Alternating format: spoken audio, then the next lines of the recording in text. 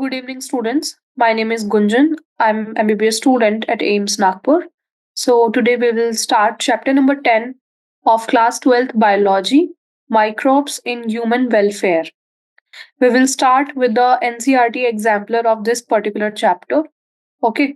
So we have to cover multiple choice questions. इस chapter में 18 multiple choice questions हैं आपके एनसीईआरटी एग्जाम्पलर में. Then we will start with very short answer type of questions. हम 20 very short answer type of questions करेंगे. उसके बाद short answer type of questions 14 है वो करेंगे. And then 6 long answer type questions है. ठीक है. Approx 2 to 3 sessions में ये वाला chapter cover हो जाएगा. So first let's start with MCQs. These MCQs are very important in the point of view of your NEET exam also. ठीक है, बोर्ड्स प्लस नीट दोनों के पॉइंट ऑफ व्यू से. So you have to listen very carefully what I am telling you. Question number 1. The vitamin whose content increases following the conversion of milk into curd by lactic acid bacteria is. This is very simple question. Question में ये पूछा है कि कौन सा vitamin है जिसका content बढ़ जाता है मिल्क के अंदर. मिल्क से जब कर्ड बनता है, आपका ये मिल्क है. मिल्क से जब कर्ड का फॉर्मेशन होता है, conversion of milk into curd, किसकी हेल्प से होता है ये तो आपको पता ही होगा. लैक्टिक एसिड बैक्टीरिया होता है. लैक्टोबैसिलस नाम का बैक्टीरिया होता है, लैक्टिक एसिड बैक्टीरिया. इसके हेल्प से मिल्क से कर्ड बनेगा. तो क्वेश्चन में पूछा है जब मिल्क से कर्ड बनेगा तो कौन सा ऐसा विटामिन है जिसका अमाउंट बढ़ जाएगा. थोरोली ये याद करने वाला क्वेश्चन है. ठीक है, तो vitamin C, vitamin D, vitamin B12 and vitamin E, 4 vitamin के नाम दे रखे हैं. तो हमारा आंसर है option number C, that is vitamin B12. क्यों है आप राइट स्क्रीन पे देखिए. A small amount of curd added to the fresh milk as inoculum.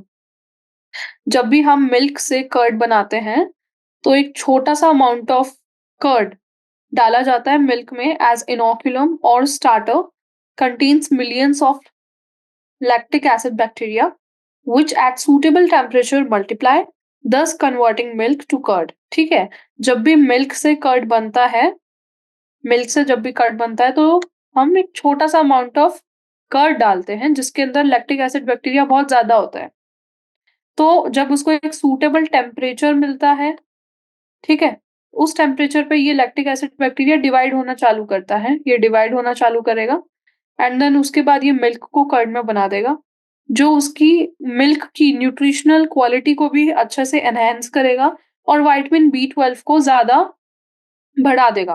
तो ये आपको याद रखना है कि विटामिन B12 ऐसा आपका विटामिन होता है जब मिल्क से कर्ड बनने पे वो बढ़ जाता है. विटामिन सी तो आपने पढ़ा होगा, सिट्रस फ्रूट्स के अंदर होता है. ठीक है, विटामिन डी धूप से मिलता है एंड देन विटामिन B12 है. क्वेश्चन नंबर 2 देखिए, क्वेश्चन नंबर 2 क्या बोल रहा है. Waste water treatment generates a large quantity of sludge which can be treated by. Question number 2 बोल रहा है कि जब वेस्ट वाटर का ट्रीटमेंट होता है तो एक स्लज बनता है लार्ज क्वांटिटी में जिसको फर्दर ट्रीट करते हैं बाय. ऑप्शंस हैं anaerobic digesters, floc, chemicals, oxidation pond. तो देखिए, सबसे पहले you have to understand waste water treatment क्या है. उसके लिए एक डायग्राम से समझ लेंगे हम क्या है वेस्ट वाटर ट्रीटमेंट, कैसे किया जाता है, क्या पूरा इसके स्टेप्स होते हैं, प्रोसेस होते हैं. उसके बाद हम देखते हैं कि जब स्लज वेस्ट वाटर ट्रीटमेंट से जो प्रोड्यूस होता है उसको आगे कैसे हम ट्रीट करते हैं. So look at the right screen, there is a diagram that I have put waste water treatment. तो it starts from raw sewage. ठीक है, सबसे पहले गंदा पानी आएगा. गंदा पानी जो आएगा उसको एक प्राइमरी सेटलिंग टैंक में डाल दिया जाएगा. कलेक्शन टैंक रहेगा, कलेक्शन टैंक से प्राइमरी टैंक में उसको ट्रांसफर कर दिया जाएगा. तो इस प्राइमरी सेटलिंग टैंक में क्या होता है, जैसे कि आप डायग्राम में देख सकते हैं, अगर मैं और ज़ूम करूँ, ऊपर ब्लू ब्लू दिख रहा होगा, नीचे मिट्टी जैसा कलर दिख रहा होगा. तो सेटलिंग टैंक का मतलब ये है कि जो भी मिट्टी वगैरह होगी वो पानी से बेस में सेटल डाउन हो जाएंगी. उसके बाद जो यहाँ से पानी है उसको एरेशन टैंक में भेजा जाएगा. अब ये जो एरेशन टैंक होता है, इस एरेशन टैंक एरेशन से एयर मतलब यहाँ पे ऑक्सीजन ट्रांसफर होता है और यहाँ पे एरोबिक माइक्रो ऑर्गेनिजम्स होते हैं जो जो भी गंदगी है आपके पानी के अंदर उसको खा जाते हैं ऑक्सीजन मिलने के बाद। तो इसलिए इसको एरेशन टैंक बोला जाता है, ठीक है? एंड उसके बाद सेकेंडरी सेटलिंग टैंक में भेजा जाता है, उसके बाद क्लोरीन ट्रीटमेंट होता है और फिर पानी को ट्रीट करके निकाल दिया जाता है। तो देखिए जो भी गंदगी यहाँ पे सेटल हो रही है, प्राइमरी सेटलिंग टैंक में और सेकेंडरी सेटलिंग टैंक में, सारी की सारी जो गंदगी है वो सब होता है स्लज। इसको बोलते हैं हम स्लज। ये ड्राई स्लज भी होता है और थोड़ा वेट स्लज भी होता है, दोनों तरह के स्लज होते हैं। तो ये देखिए सारी गंदगी को नीचे ट्रांसफर कर दिया गया है और इसको वेस्ट एक्टिवेटेड ये स्लज है। स्लज को फिर आगे कैसे ट्रीट करते हैं वो क्वेश्चन में है कि इस स्लज को कैसे ट्रीट करते हैं। तो आपको ये समझने की ज़रूरत है पूरे आपके प्रोसेस में एरोबिक बैक्टीरियाज़ थे। अब जो ये स्लज होता है, इन स्लज को हम यहाँ पे देखते हैं, इनका नाम है स्लज ड्राइंग बैट्स, ठीक है? ये जो होता है स्लज ड्राइंग बैट्स के अंदर एनारोबिक बैक्टीरियाज़ हैं, एनारोबिक डाइजेस्टर्स होते हैं जो इस स्लज को ज़्यादा आगे जाके प्यूरिफाई करता है eating the waste material. Anaerobic digesters होते हैं जो एनारोबिक ऑर्गेनिजम्स होते हैं वो ईट कर लेते हैं जो भी वेस्ट मटेरियल है उसको और प्योर करते हैं and then we can put it into the treated water. तो आपका आंसर आपको फिर समझ आ ही गया होगा। मैंने जो समझाया है, जो भी होंगे वहाँ पे एनारोबिक माइक्रो ऑर्गेनिजम्स होंगे, तो your answer would be option number A, that is anaerobic digesters. Anaerobic digesters होंगे वहाँ पे हम भेजेंगे। So that would answer. Okay, so option number first, या option number first, anaerobic digesters, ये वाला ऑप्शन आपका करेक्ट है। तो एनारोबिक डाइजेस्टर्स बेसिकली बैक्टीरिया होते हैं जो ग्रो होते हैं एनारोबिकली। एनारोबिक का मतलब efficiency of oxygen, absence of oxygen, oxygen के बिना ग्रो करने वाले ऑर्गेनिजम्स को हम एनारोबिक बोलते हैं। ये जो बैक्टीरिया होते हैं ये डाइजेस्ट करते हैं, बैक्टीरिया एंड फंजाई जो भी स्लज के अंदर होता है उसको ये डाइजेस्ट कर जाते हैं और उसकी गंदगी को मिटाते हैं। Now question number third, methanogenic bacteria are not found in. सबसे पहले व्हाट इज मिथेनोजेनिक बैक्टीरिया? देखिए मिथेनोजेनिक बैक्टीरिया का मतलब ये है कि जो मीथेन गैस को रिलीज करने वाले बैक्टीरिया होते हैं उसको मिथेनोजेनिक बैक्टीरिया बोलते हैं। CH4 क्या है? CH4 मीथेन को बोलते हैं। तो जो भी मीथेन गैस जी गैस को रिलीज करेगा उसको मिथेनोजेनिक। आपको दिए हैं, फर्स्ट ऑप्शन है रुमेन ऑफ कैटल, गोबर gas plant, bottom of water logged paddy fields and fourth option is activated sludge, ठीक है?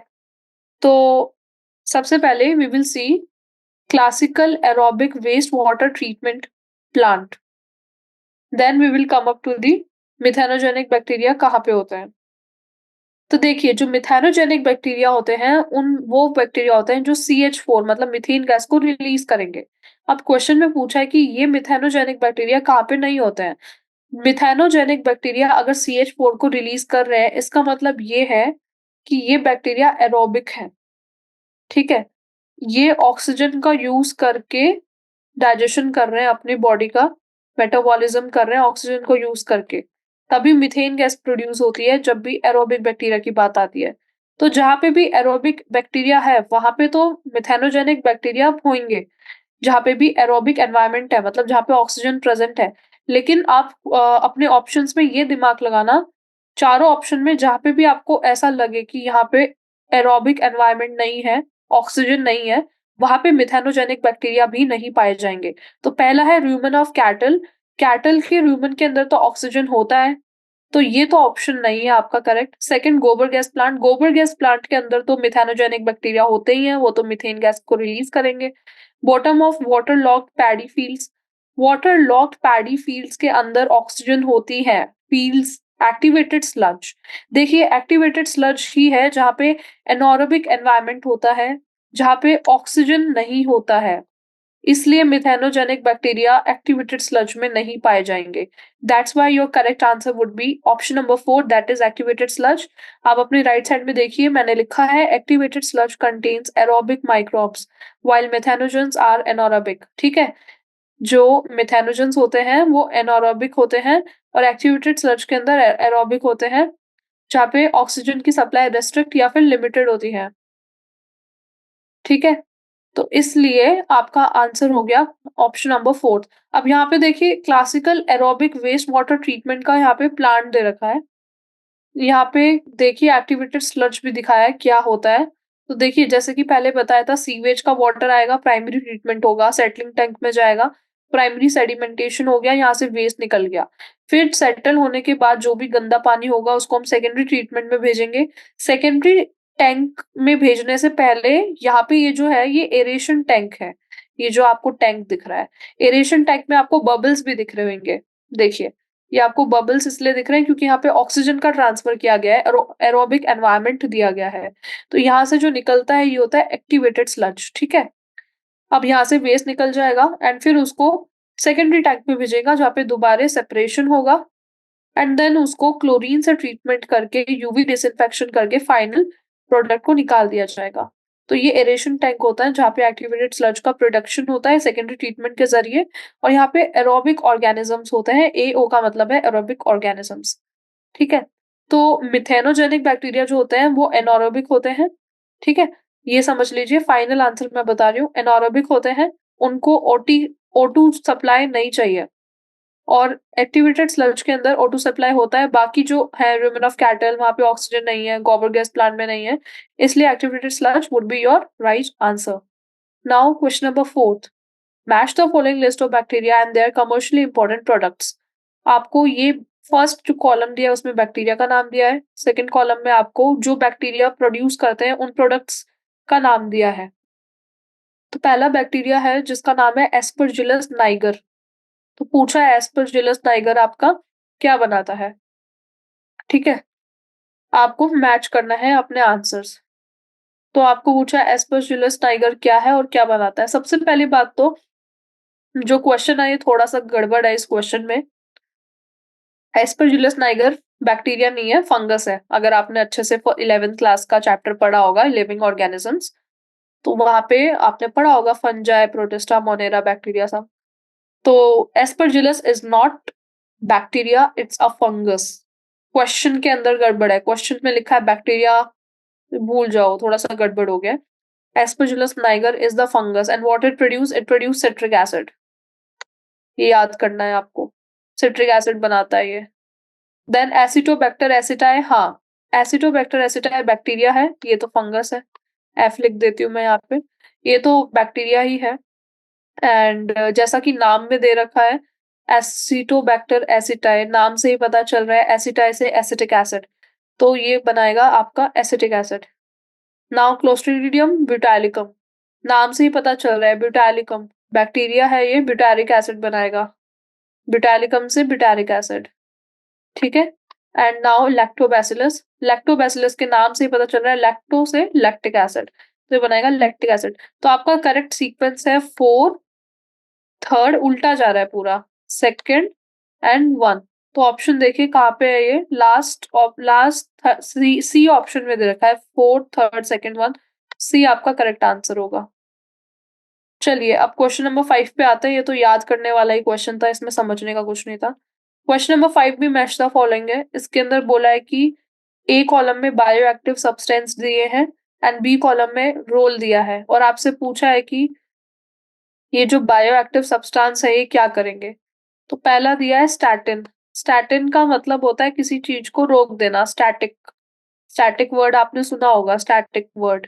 स्टैटिक वर्ड का मतलब होता है कुछ चीज को रोक देना, ठीक है। तो स्टैटिन क्या करेगा, किसी चीज को रोकेगा, कम करेगा, है ना।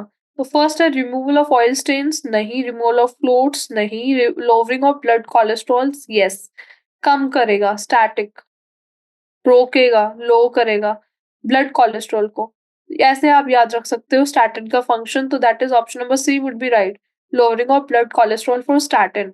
Now cyclosporin A, cyclosporin A जो होता है उसका क्या फंक्शन होता है ये पूछा है। ये भी एक बायो एक्टिव सब्सटेंस है और इसका फंक्शन होता है इम्यून सिस्टम में होता है। ये इम्यूनो सप्रेसिव एजेंट होता है, आपके इम्यून सिस्टम को कम कर देता है। तो इसलिए इसका आंसर होगा 4th। नाउ स्ट्रेप्टोकाइनेस, स्ट्रेप्टोकाइनेस जो होता है वो आपके बैक्टीरिया से सब्सटेंस निकलता है, स्ट्रेप्टोकाइनेस। और इसका फंक्शन क्या होता है, इसका फंक्शन होता है ब्लड वेसल से क्लॉट्स को रिमूव करना। जब भी आपका ये ब्लड वेसल है, इस ब्लड वेसल के अंदर मान लो कोई ब्लड का क्लॉट बन गया या फिर आपकी ब्लीडिंग हो गई, कहीं पे आप गिर पड़ जाते हो, खरोच आ जाती है, तो ब्लीडिंग नहीं हो जाती, लेकिन वो ब्लीडिंग कुछ देर के बाद रुक जाती है, यू रिमेंबर? ऐसे क्लॉट बन जाता है, क्लॉग हो जाता है। या फिर आपका एक ब्लड वेसल है, आपका हाई फैट डाइट है और आपके क्लोट्स बनते जा रहे हैं बॉडी के अंदर, ब्लड वेसल्स के अंदर, तो ये जो क्लोट्स हैं इनको तोड़ने का काम, इनको मतलब डिसॉल्व करने का काम जो है वो स्ट्रेप्टोकाइनेस करता है, और ये दवाई भी दी जाती है उन पेशेंट्स के अंदर जिनके बॉडी के ब्लड वेसल्स में क्लोट्स बन जाते हैं। तो स्ट्रेप्टोकाइनेस होगा removal of clots from blood vessels. And last दिया है लाइपेज। लाइपेज क्या है? लिपिड है। लिपिड क्या करेगा ना, ऑयल स्टेन्स को हटाता है आपके कपड़ों से। तो जब भी डिटर्जेंट्स वगैरह होते हैं ना, उनके अंदर लिपिड्स भर-भर के होता है, क्योंकि ऑयल स्टेन्स को हटाने का काम करता है लिपिड्स। तो डी का हो गया फर्स्ट। तो आपका जो सीक्वेंस बनेगा वो बनेगा थर्ड, फोर्थ, सेकंड, वन। तो देखिए कहाँ पे है ये सीक्वेंस? ये सीक्वेंस डी ऑप्शन में दिया है। Third, fourth, second, one. तो आपका राइट आंसर होगा ऑप्शन नंबर डी। ठीक है?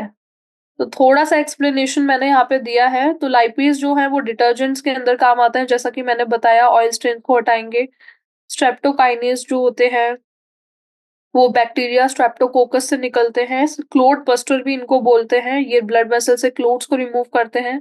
साइक्लोस्पोरिन एक इम्यूनोसप्रेसिव एजेंट है। ये ऑर्गन ट्रांसप्लांट पेशेंट्स के अंदर यूज़ किया जाता है। ठीक है? जब भी ऑर्गन का हम ट्रांसप्लांट करते हैं एक पेशेंट से दूसरे पेशेंट में, तो दूसरा पेशेंट ऑर्गन को रिजेक्ट ना करे, इसलिए पहले हम साइक्लोस्पोरिन दे देते हैं, जिससे उसका इम्यून सिस्टम थोड़ा-सा सप्रेस हो जाए। स्टैटिन्स जो होते हैं वो ईस्ट होते हैं, ईस्ट से बनते हैं, और ये ब्लड कोलेस्ट्रॉल लॉवरिंग एजेंट्स की तरह काम करते हैं, कोलेस्ट्रॉल को कम करते हैं स्टैटिन्स। तो that is all about of question number 5। Question number 6 देखिए, the primary treatment of waste water involves the removal of. ये जो क्वेश्चन नंबर है 6, ये वेस्ट वाटर के ऊपर है दोबारा, तो डायग्राम से ही समझेंगे हम, फिर आगे जाके हम देखते हैं क्वेश्चन में क्या पूछा है। क्वेश्चन में पूछा है कि primary treatment of waste water involves the removal of dissolved impurities, stable impurities, tox dissolved impurities, stable impurities, toxic substance and harmful bacteria। तो वेस्ट वाटर के हमने फेजेस पढ़े थे, प्राइमरी, सेकेंडरी, टर्शियरी। तो इसमें प्राइमरी फेज की बात की गई है। प्राइमरी फेज के अंदर हम क्या निकालते हैं? डिसॉल्व इम्प्योरिटीज निकालते हैं, स्टेबल निकालते हैं, टॉक्सिक निकालते हैं, हार्मफुल। अब देखिए डायग्राम से ही पता चल जाएगा आपको, बहुत ही सिंपल सी बात है। ये प्राइमरी ट्रीटमेंट हो रहा है वेस्ट वाटर का। राइट स्क्रीन पे देखिए, यहाँ से गंदा पानी आ रहा है। इस गंदे पानी को प्राइमरी ट्रीटमेंट में प्राइमरी टैंक के अंदर डाला, और इसको हम सेटलिंग टैंक बोलते हैं। प्राइमरी सेडिमेंटेशन नाम का प्रोसेस ये होता है, जिसके अंदर जो भी भारी मिट्टी वगैरह है, जो नीचे टैंक के नीचे जाके सेटल डाउन हो सकती है, वो सेटल डाउन हो जाती है और वो स्लज करके वेस्ट से निकल जाती है। और जो थोड़ा साफ पानी हो जाता है मिट्टी के या फिर इम्प्योरिटीज़ के सेटल डाउन होने के बाद, उसको हम सेकेंडरी ट्रीटमेंट के लिए आगे भेज देते हैं। तो प्राइमरी ट्रीटमेंट के अंदर आप ही बताइए, जब कोई चीज़ सेटल हो रही है मतलब वो स्टेबल है ना? कोई स्टेबल पार्टिकल ही सेटल होता है, अनस्टेबल होगा तो ऊपर तैरेगा। तो आपका राइट आंसर होगा कि स्टेबल पार्टिकल्स को रिमूव करता है प्राइमरी ट्रीटमेंट। तो your best answer would be option number B, that is stable particles. ये चीज मैंने नीचे एक्सप्लेन की है कि primary treatment involves the physical removal of solid particles, है ना? फिजिकल रिमूवल करता है सॉलिड पार्टिकल्स का, large and small, from the sewage through filtration and sedimentation. Through filtration primary treatment involve करता है physical removal of solid particles. Solid particles large and small दोनों हो सकते हैं। फ्रॉम द सीवेज, सीवेज से निकालेगा, physical removal होगा solid particles का। Through filtration and sedimentation, filter करके और सेडिमेंट करके दो प्रोसेस होंगी प्राइमरी ट्रीटमेंट में, जिससे वो निकलेंगे। तो क्वेश्चन नंबर 6 आपका हो गया। Now question number 7। Question number 7 बोल रहा है बीओडी। बीओडी क्या होता है? बीओडी का फुल फॉर्म क्या है? बीओडी का फुल फॉर्म है biochemical oxygen demand, BOD. ठीक है? Biochemical oxygen demand. तो क्वेश्चन में बोला है biochemical oxygen demand of waste water is estimated by measuring the amount of. तो वेस्ट वाटर का बायोकेमिकल ऑक्सीजन डिमांड बोला है कि कैसे मेजर किया जाता है? क्या क्राइटेरिया लिया जाता है जिससे हम biochemical oxygen demand waste water का मेजर करते हैं? तो पहला ऑप्शन है total organic matter, second biodegradable organic matter, then oxygen evolution and oxygen consumption. तो पहले तो देखिए बायोकेमिकल ऑक्सीजन डिमांड होता क्या है? तो देखिए राइट स्क्रीन पे देखिए, biochemical oxygen demand refers to the amount of the oxygen that would be consumed if all the organic matter in 1 liter of water was oxidized by bacteria। तो बोल क्या रहा है ना, मान लीजिए ये 1 लीटर ऑफ वाटर है, ये कंटेनर है एक, इसमें 1 लीटर ऑफ वाटर है, ठीक है? तो बीओडी क्या होगा ना, ये वो ऑक्सीजन का अमाउंट होगा। इसके अंदर ऑक्सीजन होएँगी इस पानी के अंदर कुछ, तो उस ऑक्सीजन का अमाउंट होगा बीओडी जो कंज़्यूम हो जाएगा अगर सारा ऑर्गेनिक मैटर और इस पानी के अंदर ऑक्सीजन भी होगा और ऑर्गेनिक मैटर भी होगा। तो जब इस पानी का सारा ऑर्गेनिक मैटर हम कंज़्यूम कर लेंगे, कंज़्यूम कौन करेगा? जो भी बैक्टीरिया है वही कंज़्यूम करेंगे, है ना? तो जब वो बैक्टीरिया होंगे वो कंज़्यूम करेंगे इस ऑर्गेनिक मैटर को, तो कंज़्यूम करने के टाइम पे जितनी ऑक्सीजन वो नीड करेंगे, जितना ऑक्सीजन का उनको ज़रूरत पड़ेगा, 1 लीटर पानी के अंदर सारा ऑर्गेनिक मैटर कंज़्यूम करने के टाइम पे बैक्टीरिया को जितना ऑक्सीजन का नीड लगेगा, उस ऑक्सीजन की अमाउंट को बोलते हैं बायोकेमिकल ऑक्सीजन डिमांड, मतलब जितनी डिमांड रहेगी। तो नाम से याद रखना, बायोकेमिकल ऑक्सीजन डिमांड, बी से बैक्टीरिया, ऑक्सीजन डिमांड। बैक्टीरिया को जो डिमांड होगी ऑक्सीजन की 1 लीटर पानी के अंदर 1 लीटर, ये याद रखना, 1 लीटर वाटर का ऑर्गेनिक मैटर साफ करने में उसको हम बोलेंगे बायोकेमिकल ऑक्सीजन डिमांड। तो क्वेश्चन में बोला है कि हम इसको कैसे मेजर करेंगे? अब आपको अपने आप ही समझ आ जाएगा कैसे मेजर करेंगे। Total organic matter no, only 1 litre organic matter. And BOD तो ऑक्सीजन का अमाउंट कैलकुलेट करता है ना? ऑर्गेनिक मैटर का अमाउंट कैलकुलेट नहीं करता है। तो जहाँ भी ऑक्सीजन की बात हो रही है ना, वही आपका आंसर होगा। तो ऑक्सीजन इवोल्यूशन भी नहीं है, ऑक्सीजन कंजम्पशन ज़रूर है। तो ऑप्शन नंबर 4 आपका करेक्ट आंसर होगा, क्योंकि यहाँ पे ऑक्सीजन कंजम्पशन सीधे-सीधे लिख दिया है।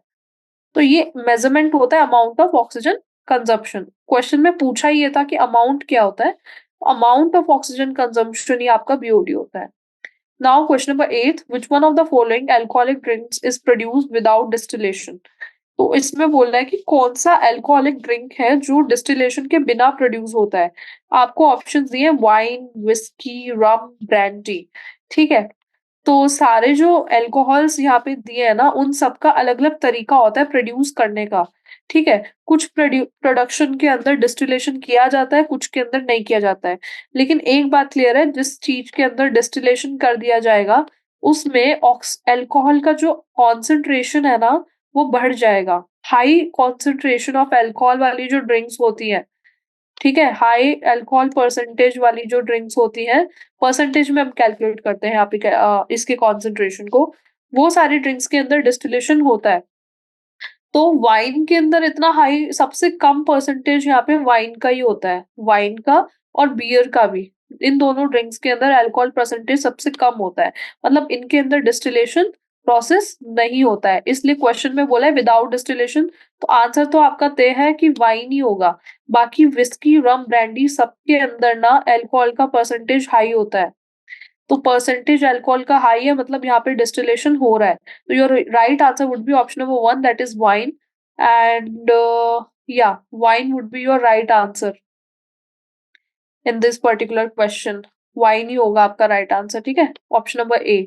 तो wine and beer, right screen पे देखिए, wine and beer are produced without distillation, various whisky, brandy and rum are produced by distillation of the fermented broth. Okay, now आपका question number 9th। The technology of biogas production from cow dung was developed in India largely due to the efforts of, बस इसमें तो रटने वाला बात है कि आपको याद रखना है कि जो टेक्नोलॉजी बायोगैस प्रोडक्शन की काउ डंग से इंडिया में आई है, वो कौन सा मतलब क्या, कौन अथॉरिटी कौन है जो इसको लेके आई है? तो आपको ऑप्शंस दिए हैं, gas authority of India, oil and natural gas commission, Indian agricultural research institute and Khadi and village industries commission, Indian oil corporation. इस क्वेश्चन का आंसर मैं नहीं बताऊंगी, ये क्वेश्चन का आंसर आप ही को पता लगाना पड़ेगा। आप इस चैप्टर को पढ़िए, ठीक है? अपने आप जब आप चैप्टर पढ़ेंगे तो आपको पता चल जाएगा कि गैस अथॉरिटी ऑफ इंडिया लेके आई है, ऑयल एंड नेचुरल कमीशन लेके आई है, इंडियन ऑयल कॉर्पोरेशन आया है। थोड़ा सा हिंट दे देती हूँ मैं आपको, कि काऊ डंग की बात हो रही है ना, बायोगैस प्रोडक्शन की बात हो रही है, मतलब ऑयल का कोई लेना-देना नहीं है।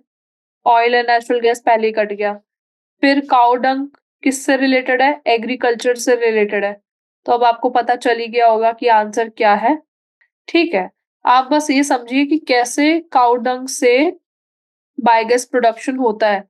तो एक डायग्राम मैंने समझाने के लिए लगाया है, राइट पे देखिए ये काऊ है, इसने वेस्ट मटेरियल अपना प्रोड्यूस किया दैट इज काऊ डंग, उसको मैन्योर मैन्योर मतलब प्राइमरी उसकी तरह यूज़ किया, ठीक है? इनपुट की तरह।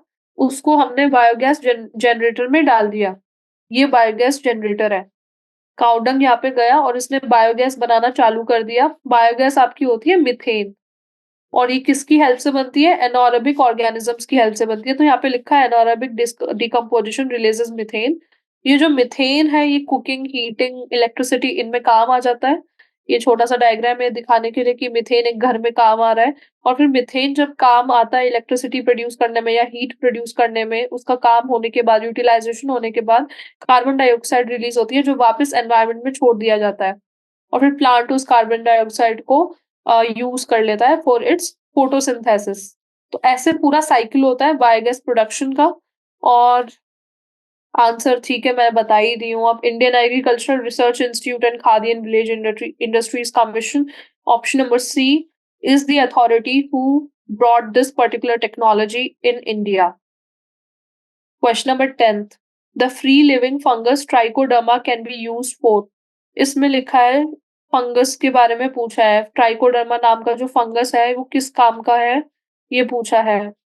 तो चैप्टर के अंदर सीधे-सीधे लिख रखा है इसके बारे में, ज़्यादा कुछ बताने का तो नहीं है, बट इतना समझ लीजिए। पहले तो ऑप्शन देख लीजिए क्या-क्या है। ऑप्शंस आपका पहला है killing insects, no. Biological control of plant disease, yes. Controlling butterfly caterpillars, no. Producing antibiotics, no. तो your right answer is biological control of plant disease. जो भी आपके पेड़-पौधों को डिजीज़ होती है, उनको कंट्रोल करने के लिए इस फंगस का काम किया जाता है पेस्टिसाइड्स के अंदर, ठीक है? तो पेस्टिसाइड्स नहीं, बेसिकली पेस्टिसाइड तो जैसे इंसेक्ट्स को मारते हैं, लेकिन जो भी प्लांट की अंदरूनी बीमारियाँ होती हैं, उनको कंट्रोल करने के लिए ये फंगस होती है। तो द बायो राइट स्क्रीन पे देखिए, the biological control being developed for use in the treatment of plant disease is the fungus trichoderma. Trichoderma species free living fungi है, मतलब अकेले रहते हैं। रूट के अंदर ये मिलेंगे, जो भी पेड़-पौधों की जड़ें हैं, वहाँ पे ये होते हैं। और ये इफेक्टिव बायो कंट्रोल एजेंट्स हैं, बहुत सारे प्लांट की पैथोजेन्स जो प्लांट के अंदर बीमारियाँ करते हैं, उनको मारने के लिए काफ़ी इफ़ेक्टिव होते हैं, ठीक है? बहुत ही इफ़ेक्टिव ऑर्गेनिज़म्स हैं ये, वहाँ पे काम आते हैं। तो अब हम पढ़ते हैं आपका question number 11th। Question number 11th left screen पे देखिए, 1 सेकंड। हाँ, क्वेश्चन नंबर 11th आपका बोल रहा है what would happen if oxygen availability अटक गया। हाँ, what would happen if oxygen availability to activate sludge flocs is reduced. Activated sludge जो होता है, उसके अंदर हमें कंटीन्यूअसली ऑक्सीजन देनी पड़ती है, ये आपको मैंने डायग्राम के थ्रू बताया था। क्वेश्चन में बोला है अगर इस ऑक्सीजन सप्लाई को हम कम कर दें, ठीक है? कम कर दें तो क्या होगा? और ऑप्शंस आपको क्या दिए हैं? ऑप्शंस आपको दिए हैं, it will slow down the rate of degradation of organic matter. Slow down करेगा रेट ऑफ डिग्रेडेशन। एक्चुअली काम क्या था एक्टिवेटेड स्लज के अंदर ऑक्सीजन देने का, वो थोड़ा समझ लीजिए। दोबारा एक डायग्राम लगाया है यहाँ पे एक्टिवेटेड स्लज का, तो देखिए हो क्या रहा है। राइट स्क्रीन पे देखिए, गंदा पानी यहाँ पे आ रहा था, प्राइमरी टैंक में इसको रखा, प्राइमरी टैंक से सेटलिंग हुआ और फिर बाकी का पानी एरेशन टैंक में भेजा। एरेशन टैंक जो है वहाँ पे ऑक्सीजन का सप्लाई लगातार दिया जाता है, इसलिए इसका नाम भी एयर होता है, एरेशन टैंक। और यहाँ पे एरोबिक ऑर्गेनिजम्स होते हैं, जो सारा का सारा ऑर्गेनिक मैटर आपके जो पानी के अंदर है, उसको ऑक्सीजन के प्रेजेंस में खा के खत्म कर जाते हैं। वहाँ पे एक्टिवेटेड स्लज जो होता है, उसको यहाँ से जो स्लज प्रोड्यूस हुआ है, उसको वापस यहाँ पे डाला जाता है, इस एरेशन टैंक के अंदर, जिससे कि उस स्लज की सारी गंदगी ऑर्गेनिक मैटर वो बैक्टीरिया खा जाए। अब क्वेश्चन में बोला है कि अगर यहाँ पे ऑक्सीजन का सप्लाई कम कर दें, तो इस एक्टिवेटेड स्लज पे क्या इफ़ेक्ट पड़ेगा? तो देखिए, बहुत ही बेसिक और कॉमन सेंस की बात है, अगर ऑक्सीजन का सप्लाई कम करेंगे तो कम एनर्जी प्रोड्यूस होगी बैक्टीरिया के पास, और बैक्टीरिया के पास अगर कम एनर्जी प्रोड्यूस होगी, तो वो जो इम्प्योरिटीज़ जो उनका रेट था पहले, जिस स्पीड के साथ वो ऑर्गेनिक मैटर को खत्म कर रहे थे, वो कम हो जाएगा, है ना? कम देंगे तो कम हो जाएगा। तो फर्स्ट ऑप्शन देखिए यही बोल रहा है, it will slow down the rate of degradation of organic matter, which is correct. The centre of flocs will become anoxic which could cause death of bacteria. नहीं, डेथ ऑफ बैक्टीरिया नहीं होगा, तो कम करने से नहीं होगा, खत्म करने से हो सकता है, वो भी आफ्टर सर्टेन टाइम, पर यहाँ पे तो कम करने की बात की है। फिर सी है, flocs would increase in size as anaerobic bacteria would grow around flocs. That is incorrect. Anaerobic bacteria grow करेगा ही नहीं, क्योंकि ऑक्सीजन की सप्लाई खत्म नहीं की है, रिड्यूस की है, oxygen is still there. Protozoa would grow in large numbers, again incorrect, तो your right answer would be option number A. ठीक है, ऑप्शन नंबर ए ही आपका राइट आंसर होगा इस केस में। और थोड़ा-सा समझने के लिए आप ये देख सकते हैं कि oxygen is very important for microorganism. Right screen पे देखिए, to break down and degrade the organic matter which is present in the sewage. Oxygen बहुत ही जरूरी है और माइक्रो ऑर्गेनिजम्स के लिए, ऑर्गेनिक मैटर को डिग्रेड करने के लिए जो सीवेज में है। अगर ऑक्सीजन का सप्लाई एक्टिवेटेड स्लज फ्लॉक के अंदर कम कर दिया जाए तो डिग्रेडेशन रेट कम हो जाएगा। बहुत ही कॉमन सेंस की बात है, ठीक है, इतना कोई बड़ी बात नहीं है इस क्वेश्चन में। Now we will see question number 12। Mycorrhiza does not help the host plant in. Mycorrhiza help नहीं करता है होस्ट प्लांट को किस चीज में? तो ऑप्शंस है, enhancing its phosphorus uptake capacity, increasing its tolerance to rot, enhancing its resistance to root pathogens, increases its resistance to insects। mycorrhiza क्या है एंड उसका क्या फंक्शन होता है?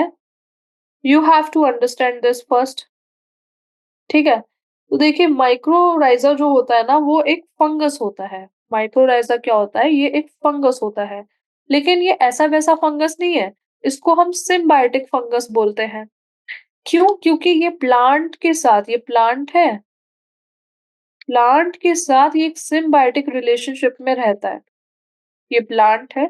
सिम्बायोटिक रिलेशनशिप का मतलब होता है कि माइक्रोराइजा को भी बेनिफिट हो रहा है और प्लांट को भी बेनिफिट हो रहा है, दोनों को बेनिफिट हो रहा है। तो ये इसकी जड़ों में भी आपको मोस्टली मिलेगा माइक्रोराइजा।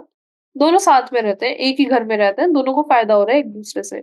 अब क्वेश्चन में बोला है कि माइक्रोराइजा सारी चीजों में हेल्प करता है, लेकिन ऐसी कौन सी चीज है जिसमें वो अपने प्लांट को हेल्प नहीं करता है? तो पहला ऑप्शन आपको दिया है, enhancing its phosphorus uptake capacity, which is wrong. क्योंकि माइक्रोराइजा का मेन फंक्शन ही ये होता है कि ये प्लांट को हेल्प करता है उसकी फोस्फोरस अपटेक कैपेसिटी को बढ़ाने में। ठीक है, तो ये तो सही बात है। Second, increasing the tolerance to drought, which is again wrong, क्योंकि माइक्रोराइजा पानी बचा के रखता है अपने प्लांट के लिए, तो टॉलरेंस को तो ये बढ़ाता है ड्रोट के लिए, तो which is also correct. Now, enhancing its resistance to root pathogens. Root के अंदर प्रेजेंट होता है, तो रूट में जितने भी पैथोजेंस हैं जो हार्म कर सकते हैं प्लांट को, उनसे भी रेजिस्टेंस करके रखता है, तो ये भी सही है। लास्ट दिया है, increasing its resistance to insects. तो यहाँ पे माइक्रोराइजा फंगस कुछ नहीं कर सकता है, फंगस बहुत छोटा है, इंसेक्ट्स बहुत बड़े होते हैं। तो आपका डी ऑप्शन ही आंसर होगा, वहां पे माइक्रोराइजा बेचारा क्या हेल्प करेगा, वो तो फंगस ही है, इंसेक्ट्स तो बहुत बड़े होते हैं ना। तो option number D would be correct. Second screen पे देखिए आप, राइट स्क्रीन पे, the fungal symbiont in mycorrhiza absorbs phosphorus from soil. तो माइक्रोराइजा फोस्फोरस कैसे खुद एब्जॉर्ब कर लेता है, और खुद एब्जॉर्ब करके फोस्फोरस को वो अपने प्लांट को दे देता है, तो फोस्फोरस में हेल्प कर देगा, है ना? और बाकी बेनिफिट्स भी देता है, जैसे रूट बॉर्न पैथोजन से बचा के रखेगा, और अकाल आ गया, ड्रॉट आ गई, ड्रॉट का मतलब क्या होता है? अकाल आ जाना, पानी की कमी हो जाना, तब बचा के रखेगा। बस इंसेक्ट से हेल्प नहीं कर पाएगा, तो option number D would be the correct answer. Question number 13 देखिए अब आप, which one of the following is not a nitrogen fixing organism. इसमें बोला है कि इनमें से कौन सा नाइट्रोजन फिक्सिंग ऑर्गेनिज्म नहीं है। अब देखिए, नाइट्रोजन फिक्सिंग ऑर्गेनिज्म का मतलब क्या है? नाइट्रोजन फिक्सिंग ऑर्गेनिजम्स वो सारे ऑर्गेनिजम्स हैं जिनकी मेटाबॉलिज्म या फिर बैक्टीरिया है, वो सब फंगस है, जिनको कहीं न कहीं नाइट्रोजन की ज़रूरत पड़ती है या फिर नाइट्रोजन को वो प्रोड्यूस करेंगे। तो ये ना अलग से लिस्ट है, वो आप याद कर लेना।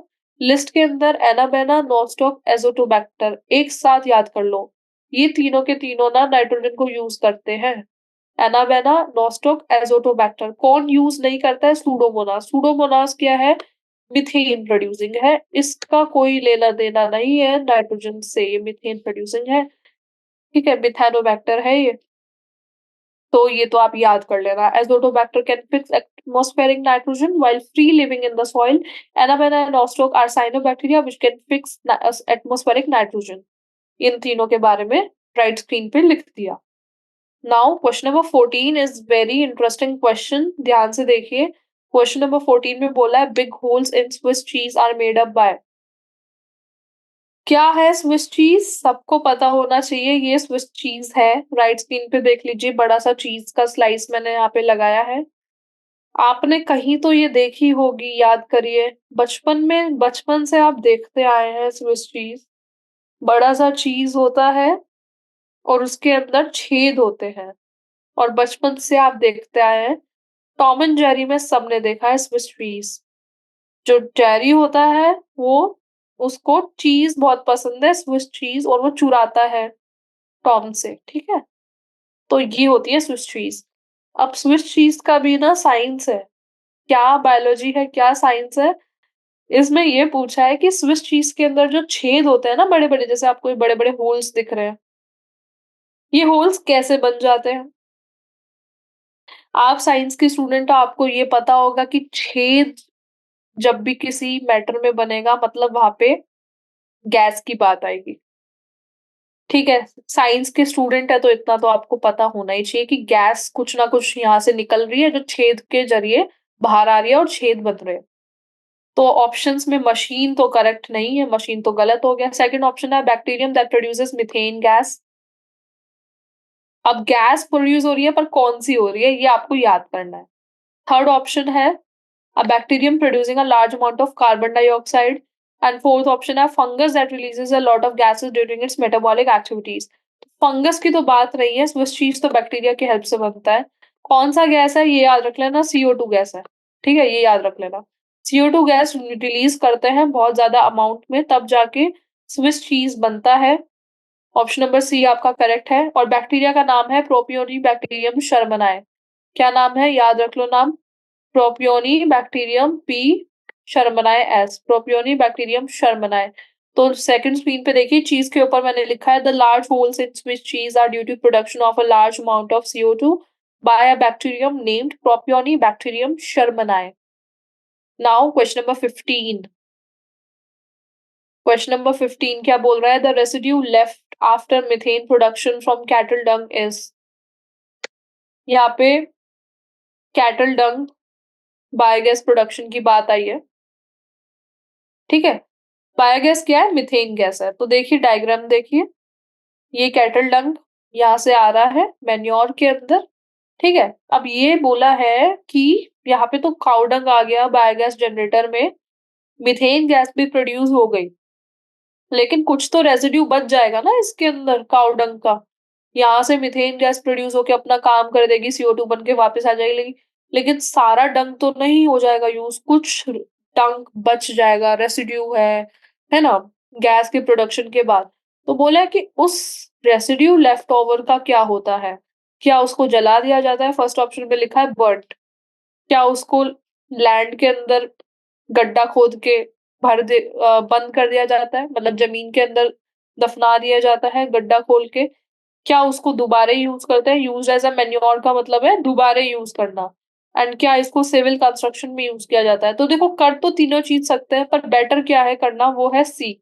दोबारा यूज करेंगे तो और एनर्जी प्रोड्यूस होगी। तो आंसर आपका होगा सी, कि ये जो यहाँ से काउ डंग आ रहा है, जब गैस बन के निकल जाती है तब भी जो बचा हुआ डंग होता है, उसको हम दोबारा मैन्योर की तरह यूज करते हैं। मैन्योर वर्ड याद रखना, ठीक है। तो आपका ऑप्शन नंबर सी होगा करेक्ट। तो the spent slurry is removed through another outlet and may be used as manure। कि यहाँ पे एक दूसरा आउटलेट है, यहाँ पे एक आउटलेट होता है, इस डायग्राम में दे नहीं रखा, यहाँ से निकाला जाता है रेसिड्यू को और दोबारा से यहाँ से डाला जाता है मैन्योर की तरह। मैन्योर मतलब एक इंग्रीडिएंट की तरह डाला जाता है, ठीक है? Ingredient for biogas production. अब देखिए क्वेश्चन नंबर 15 तक हम कर लिए हैं। क्वेश्चन नंबर 16 पे आइए। क्वेश्चन नंबर 16 बोल रहा है methanogens do not produce. Methanogens की बात की है। पहली बात तो मिथानोजेंस क्या होते हैं? मिथानोजेंस ऐसे बैक्टीरिया होते हैं जो मीथेन गैस का प्रोडक्शन करते हैं, मीथेन गैस, उसको मिथानोजेंस बोला है। और क्वेश्चन में पूछा है कि मिथानोजेंस सब प्रोड्यूस करता है, क्या प्रोड्यूस नहीं करता है? तो देखिए मीथेन तो प्रोड्यूस करेगा। मीथेन के साथ ना ये लोग H2S भी प्रोड्यूस करता है जो हाइड्रोजन सल्फाइड होता है। तो H2S भी प्रोड्यूस करेगा और CO2 भी प्रोड्यूस करते हैं, CO2 भी प्रोड्यूस करता है। क्या प्रोड्यूस नहीं करता है ये? ऑक्सीजन। ऑक्सीजन प्रोड्यूस नहीं करता है। मिथानोजेंस वैसे भी मोस्टली एनारोबिक होते हैं, ऑक्सीजन से इनका कोई लेना-देना नहीं होता है। तो ऑक्सीजन ही आपका आंसर होगा, ठीक है? मोस्टली एनारोबिक होता है, ये मोस्टली बोला है मैंने, सबका नहीं बोला है। तो याद रखना। तो certain bacteria which grow anaerobically on cellulosic material produce a large amount of methane. Anaerobically grow होते हैं ये सेल्यूलोजिक मटेरियल में बहुत ज्यादा amount of methane gas produce करते हैं along with CO2 and H2. These bacteria are collectively called methanogens. इनको हम methanogens बोलते हैं और ये ऑक्सीजन प्रोड्यूस नहीं करते हैं। क्वेश्चन नंबर 17 पे आ जाइए, 16 तक हो गया है। क्वेश्चन नंबर 17 जो है वो बोल रहा है कि activated sludge should have the ability to settle quickly so that it can. Activated sludge जो बना उसके पास एबिलिटी होनी चाहिए टू सेटल क्विकली, जल्दी से सेटल होने की, जिससे कि it can rapidly pumped back from sedimentation tank to aeration tank. First option दिया है आपको, rapidly pump back from the sedimentation tank to aeration tank. Absorb pathogenic bacteria present in the wastewater while sinking to the bottom of the settling tank. Third option है be discarded and anaerobically digested. Fourth option है absorb colloidal organic matter. तो देखिए जो आपका aeration tank है, कहाँ गया diagram, ये रहा। हाँ, तो ये जो आपका एरेशन टैंक है ना, इसके अंदर होता है एक्टिवेटेड स्लज और ऑक्सीजन का यहाँ पे सप्लाई होता है और एक्टिवेटेड स्लज का ऑर्गेनिक मैटर क्लियर होता जाता है बैक्टीरिया के हेल्प से। अब हो क्या रहा है, कुछ ऐसी इम्प्योरिटीज भी होती है इसके अंदर जो सेटल डाउन हो जाती है। तो क्वेश्चन में बोला है कि जो एक्टिवेटेड स्लज बन गया वो भी ऐसा होना चाहिए कि तुरंत सेटल डाउन हो जाए। क्यों? पर ऐसा क्यों होना चाहिए? क्योंकि देखिए अगर एक्टिवेटेड स्लज बनने के बाद तुरंत नीचे जाके बैठ गया तो with no time it can retransfer. दोबारा इसको हम एरेशन टैंक में ट्रांसफर कर सकते हैं अच्छे से, और दूसरे राउंड को जैसे फर्स्ट राउंड में प्योर हुआ, सेकंड राउंड के लिए भेजा प्योर करने के लिए, तो और अच्छे से प्योर हो जाएगा ना। तो इसलिए तुरंत सेटल डाउन हो जाना चाहिए जिससे कि ये दोबारा से पंप किया जा सके। सेडिमेंटेशन टैंक, ये सेडिमेंटेशन टैंक है, यहाँ से एरेशन टैंक में दोबारा से अच्छे से पंप किया जा सके, ठीक है? क्विकली पंप किया जा सके, इसलिए it should have the ability to settle down quickly, rapidly pump back from sedimentation tank to aeration tank. तो your right answer would be option number A, rapidly pump back from sedimentation tank to aeration tank.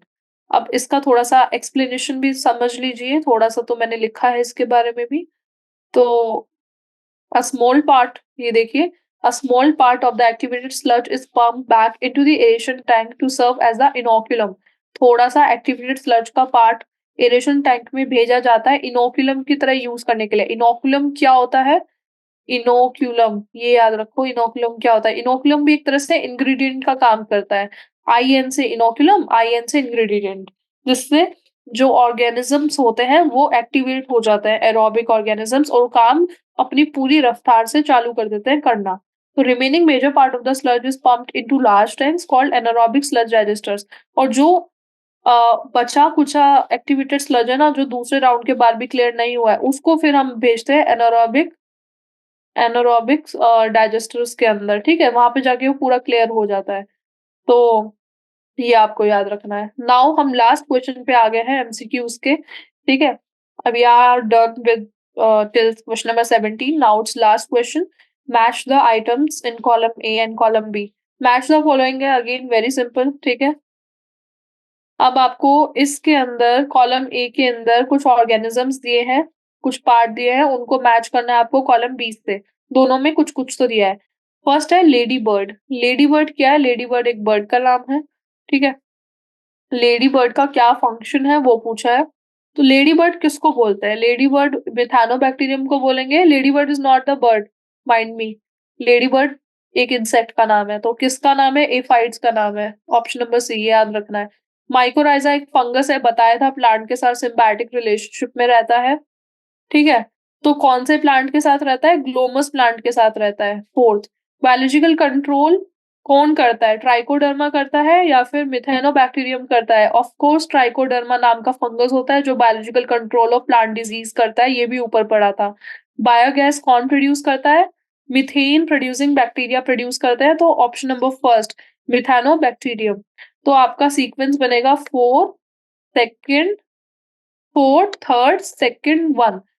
नीचे से ऊपर की तरफ sequence आएगा, तो कहाँ पे दे रखा है? 4th।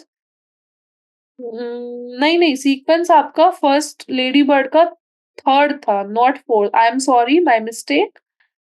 लेडी बर्ड का 3rd था एंड सेकंड का 4th था। तो पहले आएगा 3rd, फिर आएगा आपका 4th, फिर आएगा 2nd एंड फिर आएगा 1। तो 3rd, 4th, 2nd, 1 कहाँ पे है? ये सेकंड ऑप्शन में दे रखा है। 3rd, 4th, 2nd, 1, तो आपका सेकंड ऑप्शन करेक्ट ऑप्शन होगा।